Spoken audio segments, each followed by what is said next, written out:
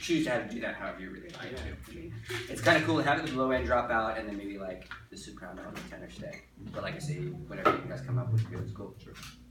Fun. Well, on that note, and while we've got a few more minutes, maybe can you just talk to us a little bit about how you go about arranging process? Because that's like one of the major areas that we're lacking as a group. We have great players, obviously, that learn parts quickly. Oh yeah. Play lots of stuff, but when we come to arranging, we're always like trying to pull a million different directions, and you know, we try things out. We like listen to each other's ideas. We try things out, but we can't seem to like ever settle on something that's cohesive.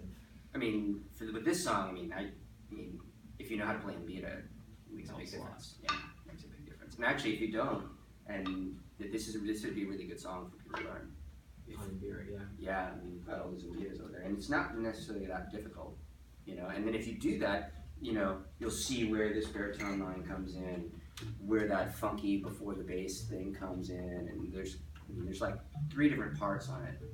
You know, so I mean, with a song like this, I basically just take what I know on Mbira, and sometimes I'll do a direct transcription like that.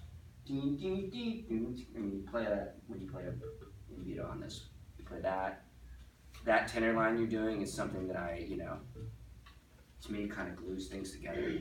It's not necessarily an Mbira line, but it's something that I kind of hear when I'm playing Mbira. So that's also part of it too, is like just, especially with Mbira style pieces, I'm transcribing something directly as well as looking for, or, you know, listening to how things result in lines when I'm playing Mbira, and then putting those on marimba.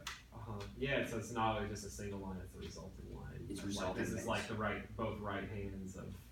Yeah, as well as, and it could be the tenor keys and stuff like that. You know, it's a lot of things. Do you guys listen to Mbira music? Oh, little.